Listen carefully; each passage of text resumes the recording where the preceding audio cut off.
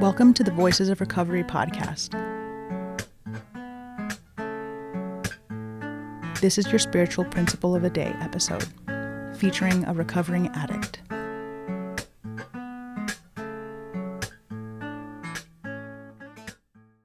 Hi, my name is Sophie X.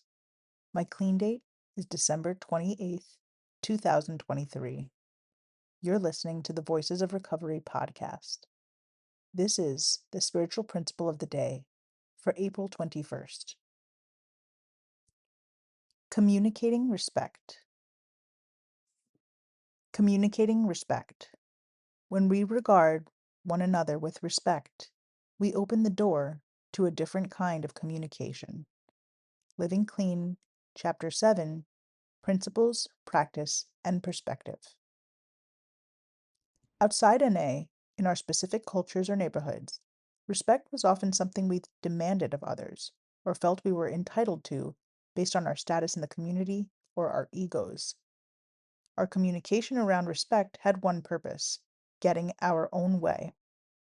What mattered was not how superbly articulate we were about our beliefs, our willingness to go to battle for every one of our opinions, and the sheer loudness of our voice. And if we weren't among those with status or volume, we usually gave in to their demands. Inside NA, practicing respect as a spiritual principle has nothing to do with getting our own way or handing over our power to those who command it. Regarding others with respect includes paying attention to how we are communicating, with our voice, facial expressions, body language, or our silence. And then honestly examining how people hear and respond to us. If I approach another member with my claws out, one member shared, I shouldn't be surprised if they react by slashing back. Ideally, practicing respect results in more inclusivity of opinions and more equality in participation. Communicating our respect prioritizes listening over speaking, our common welfare over selfishness.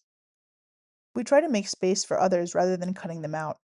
In NA, respect breeds trust, safety, and well-being, not fear, fragility, and oversized egos. This perspective takes plenty of work and plenty of unlearning. For one thing, we must work against our own feelings of superiority, inferiority, or indifference. A member who's been around for a while described their experience. Working the NA steps had made my own beliefs less fragile. I don't have to defend them as fiercely as I did before, and I don't have to express my opinion about everything.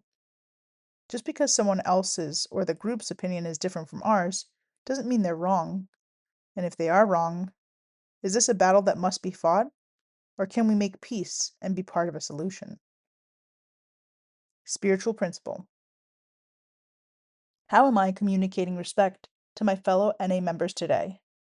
How am I being respectful to the meeting, to the group's conscience, to the traditions, to NA as a whole? The Voices of Recovery podcast is an independent production of the Works of Wisdom. We welcome your questions and donations via PayPal at voicesofrecoverypod@gmail.com. This podcast is an independent production and is not affiliated with, associated with, authorized by, endorsed by, or in any way officially connected with Narcotics Anonymous or any of its subsidiaries or affiliates. While NA literature may be read during episodes for the purpose of supporting recovery, such use does not constitute an official endorsement or representation by Narcotics Anonymous. In accordance with NA tradition, the NA name is not to be used to endorse or be affiliated with any outside enterprise, and no such endorsement or affiliation is implied. Music is by Sage. Thanks for listening to the Voices of Recovery podcast.